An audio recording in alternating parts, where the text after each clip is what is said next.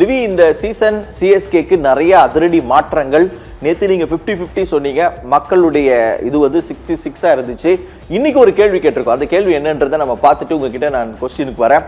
So இன்னைக்கு நம்ம கேட்ட கேள்வி என்ன அப்படின்னு சொன்னா, நேத்து வந்து opening partnership Ruturaj and Samson அப்படின்னு பிக்ஸ் ஆயிடுச்சு. இது கேப்டனுடைய முடிவு, மாற்றவே முடியாது அப்படின்னு சொல்லி நம்ம பார்த்தோம். ஸோ இப்போ நம்பர் 3ல யார் ஆட போறா அப்படின்னு சொல்லி நம்ம ஒரு கேள்வி கேட்டோம். அந்த கேள்விக்கான பதில் என்ன அப்படிங்கிறத இப்ப நம்ம பார்க்க போறோம். ஸோ சிஎஸ்கே அணியில் 3வது இடத்தில் இறங்குவது யார் அப்படின்னு 4 பேருக்கு அதிகமான வாய்ப்பு இருப்பதாக அங்க இருக்கிற உள்ளூர் தகவல் நமக்கு கிடைச்சது. அந்த 4 பேருடைய பேர் என்ன அப்படின்னு சொன்னா, உர்வில் பட்டேல் பயங்கரமான ஒரு ஹிட்டர். ஸோ அவருக்கு 22% பேர் ஆதரவும், ஆயுஷ் மாத்ரே, அதாவது லாஸ்ட் டைம் ஓப்பனிங் சீசன்ல கலக்குன ஆயுஷ் மாத்ரேக்கு 52% பேர் ஆதரவும், மேத்யூ ஷாட், அதாவது இவர் வந்து ஒரு நல்ல இதா இருப்பார் அப்படின்னு சொல்லி 13% பேர் அவருக்கும், சப்ரஸ் கானுக்கு 13% பேர். ஸோ இப்போ இந்த கேள்விக்கு மிக முக்கியமான ஆன்சரை மக்கள் சொல்லிட்டாங்க.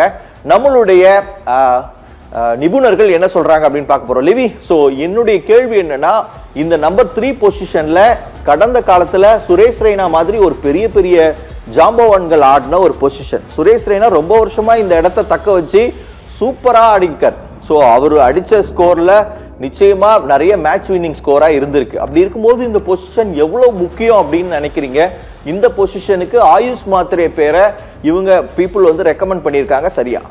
கண்டிப்பா. அதாவது நீங்க சொன்ன மாதிரி எப்பவுமே ஒரு T20 கேமை பொறுத்த வரைக்கும் இந்த ஒன் டவுன் பொசிஷன் வந்து ரொம்பவே முக்கியம். அதான் ஏன்னா அதுவும் சிஎஸ்கேல பாத்தீங்கன்னா இது நிறைய டைம் நம்மளுக்கு சக்சஸ்ஃபுல்லாவே இருந்தது. அதான் நீங்க சொன்ன மாதிரி சுரேஷ் ரெய்னா மாதிரி ஒரு பிளேயர் வந்து ரொம்ப வருஷமா அந்த 3rd பொசிஷனை வந்து காப்பாத்தி இந்த டீமை வந்து நிறைய டைம் வின் பொசிஷனுக்கு கொண்டு போயிருக்காரு. பட் அதுக்கப்புறம் பாத்தீங்க அப்படின்னா அந்த 3rd பொசிஷன் நம்மளுக்கு சரியா செட் ஆகாத மாதிரியே இருந்தது. ஏன்னா நம்மளுக்கு ஆடின அதாவது கான்வே, லாஸ்ட் டைம் பாத்தீங்கன்னா ஆயுஷ் மாத்ரே இந்த மாதிரி ஓப்பனிங் இறங்கினால் 3ர்ட்ல வந்து கைக்வாட் இறங்கினாலுமே பெரிய லெவல்ல அந்த பொசிஷன்ல அவர் சக்சீட் பண்ணல. ஸோ அதனாலதான் எனக்கு தெரிஞ்சு இந்த வருஷம் அவர்கிட்ட கேட்கும் போதே சொல்லிட்டாரு, கைக்வாட்டும் சாம்சன் நாங்க 2 பேரும் தான் ஓப்பனிங் இறங்க போறோம். ஸோ கண்டிப்பா ஒன் டவுன் வந்து வேற யாராவது தான் வர போறாங்க. ஸோ இப்போ இதுல வந்து எல்லாருக்குமே ஒரு பெரிய கேள்விக்குறி என்னன்னா, ஆயுஷ் மாத்ரே தானே லாஸ்ட் டைம் ஓப்பனிங் இறங்கினாரு, அப்ப அவரை வந்து ஒன் டவுன் இறங்கினா கரெக்டா இருக்கும் அப்படின்னு தான் மக்களுமே எனக்கு தெரிஞ்சு அதுக்கு ஓட் பண்றதுக்கான அதிக வாய்ப்பு இருக்க பாக்குறோம். பட் ஆனா ஆயுஷ் மாத்ரே வந்து 3rd பொசிஷனுக்கு கரெக்டா இருப்பாரா அப்படின்றது வந்து எனக்கு ஒரு பெரிய கேள்விக்குறி தான். ஏன் அப்படின்னா இவர் வந்து ஒரு பெரிய ஹிட்டர் கிடையாது அப்படின்னு நான் சொல்றேன். ஏன்னா இவர் வந்து மேக்சிமம் தொட்டில கேப்ல 4 அடிக்கக்கூடிய ஒரு பிளேயர். ஸோ இவர் வந்து ஒரு பெரிய, அதாவது இவர் அண்டர் 19ல ஆடும்போது கூட நம்ம பாக்குறோம், ஒரு பெரிய லெவல்ல 6 அடிக்கிற பிளேயர் கிடையாது. இவர் மேக்ஸிமம் 4 தான், அதிக பவுண்டரி அடிச்சு ஸ்கோர் இன்க்ரீஸ் பண்ணுவார். பட் ஆனா இங்க எனக்கு தெரிஞ்சு மேத்யூ ஷாட்டையும் நம்ம இதுல இருந்து விளக்கிடலாம். ஏன் அப்படின்னா இங்க நம்மளுக்கு போலிங் கொஞ்சம் வீக்கா இருக்கு. ஸோ போலிங் வீக்கா இருக்கிறனால மேத்யூ ஷாட்டை உள்ள கொண்டு வந்தா அங்க ஆல்ரெடி 100 இருக்கிறனால ஒரே ஒரு பேஸ் பவுலர் தான் நம்ம கொண்டு வர முடியும். ஸோ அப்படின்னா மேத்யூ ஷாட்டை நம்ம எடுத்துட்டோம் அப்படின்னா மேபி இங்க ஸ்பென்சர் ஜான்சனோ மேட் ஹென்ரியோ நம்ம அங்க ஃபாரின் பிளேயர்ல போலிங் யூஸ் பண்ணலாம். ஸோ மேத்யூ ஷாட்டையும் ஆயுஷ் மாத்ரே தூக்கிட்டோம்னா இங்க உர்வில் பட்டேல், கண்டிப்பா உர்வில் பட்டேலா இல்லைன்னா சர்ஃபாஸ் கானா இருக்க வாய்ப்பு இருக்கு. ஏன் அப்படின்னா நம்ம ஆல்ரெடி பார்த்தோம், ரஹானேன்ற ஒரு பிளேயர் நம்ம ஒரு 2-3 வருஷம் முன்னாடி பார்த்தோம் அப்படின்னா அவர் என்னடா இவர் டெஸ்ட் மேட்ச் ஆடுற பிளேயரை எப்படிடா இவருக்கு உள்ள எடுத்து வச்சிருக்காங்க அப்படி பாக்குறப்போ அந்த வருஷம் அவர் அப்படியே கேமையே புரட்டி போட்டதை பார்த்தோம்.